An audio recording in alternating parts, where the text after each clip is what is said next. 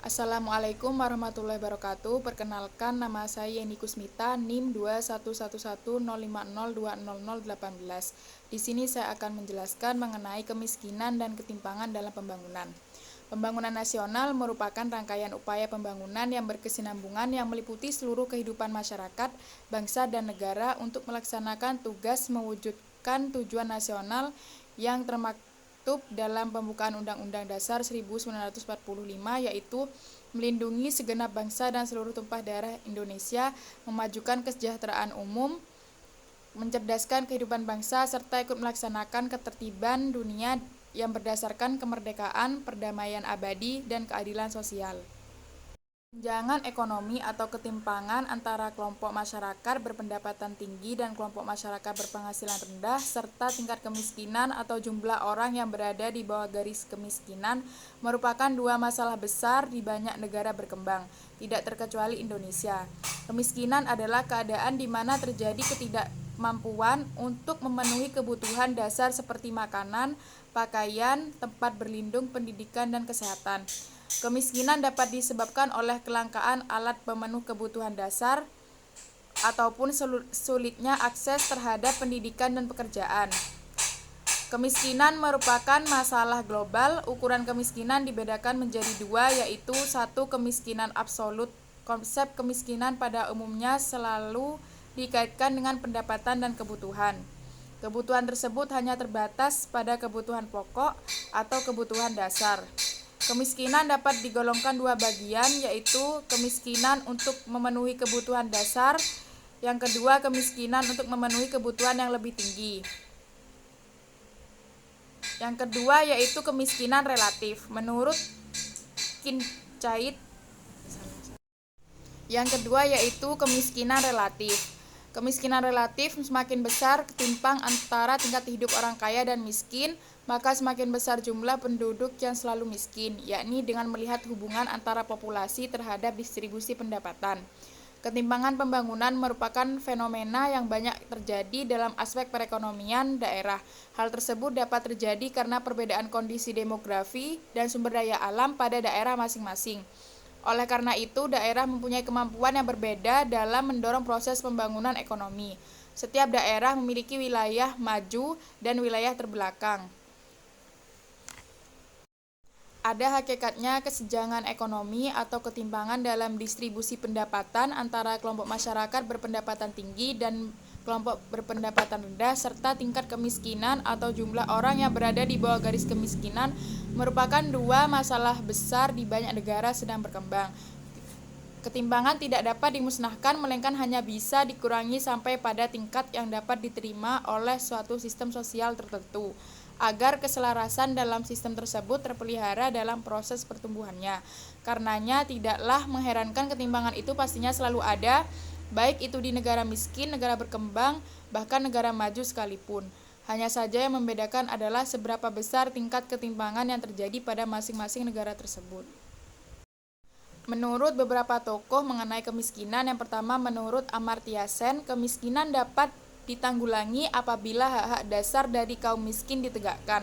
Kemiskinan di Indonesia jika dikaitkan dengan pemikiran Sen disebabkan karena pemerintah tidak dapat memenuhi hak-hak dasar masyarakat. Pendidikan adalah hak seharusnya dimiliki oleh masyarakat agar dapat menunjang kehidupan yang lebih baik. Selain itu, pemerintah juga menyediakan lapangan pekerjaan dan kesempatan berusaha bagi masyarakat dalam mencari penghidupan yang layak. Dalam hal ini, penyebab kemiskinan adalah akibat ketiadaan akses yang dapat menunjang pemenuhan kehidupan manusia. Selain itu, distribusi akses sumber daya ekonomi yang tak merata menyebabkan rakyat miskin tidak dapat mengembangkan usaha produktifnya. Jika dilihat dari beberapa kebijakan publik, maka kebijakan tersebut tidak menguntungkan rakyat miskin. Yang kedua yaitu menurut speaker, penyebab kemiskinan dibagi menjadi dalam 4 mazhab, yaitu individual explanation. Mazhab ini berpendapat bahwa kemiskinan disebabkan oleh karakteristik orang miskin itu sendiri. Karakteristik yang dimaksud misalnya malas dan kurang sungguh-sungguh dalam segala hal, termasuk dalam bekerja.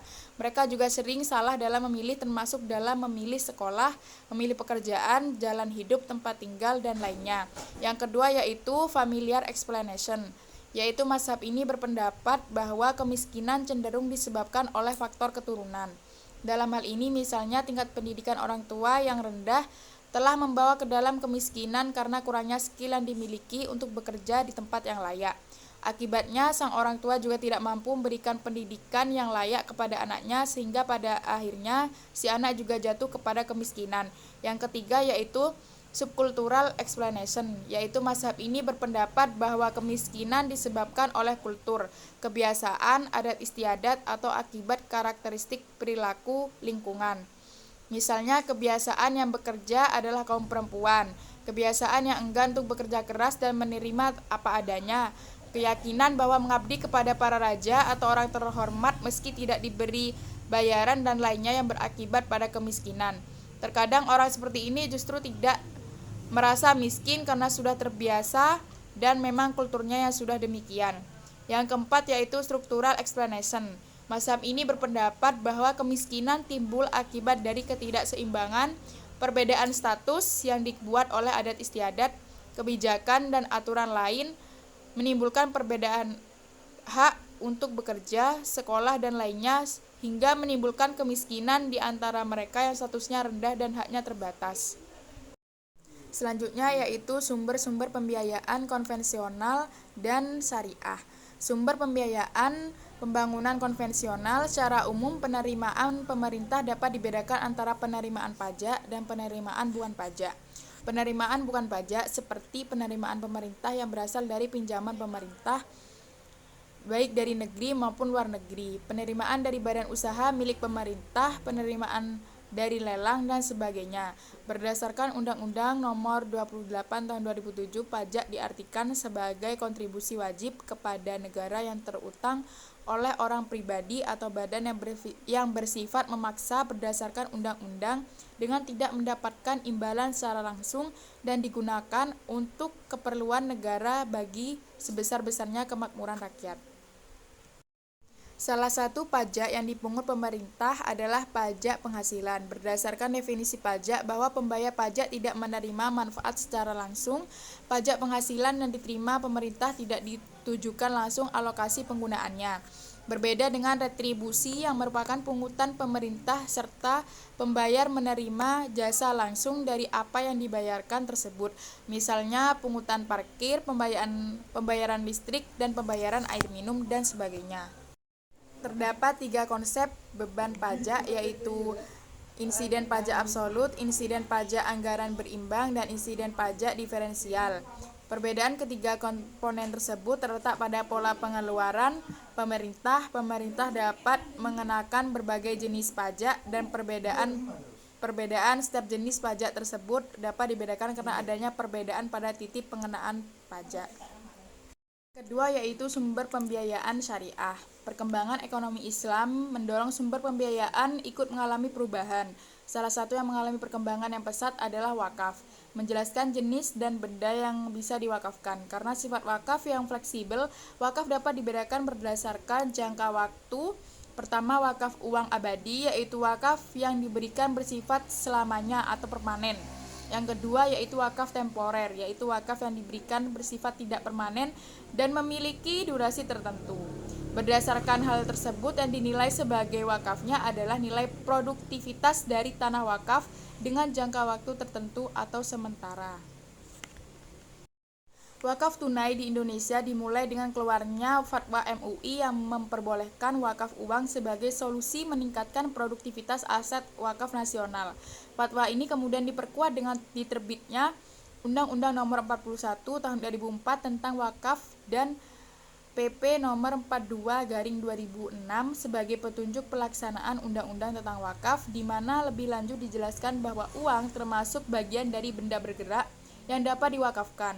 Lebih lanjut, wakaf uang adalah aset berupa uang yang dimanfaatkan secara produktif pada sektor halal guna kemaslahatan umat Islam, khususnya ma'ukuf alaih. Adapun zat pada wakaf uang tersebut tidak boleh berkurang atau hilang.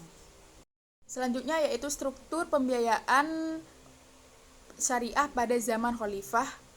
Dikelompokkan menjadi 3 kelompok. Yang pertama bersumber dari kalangan muslim seperti zakat, zakat fitrah, wakaf, nawaib, sedekah, dan amfal fado.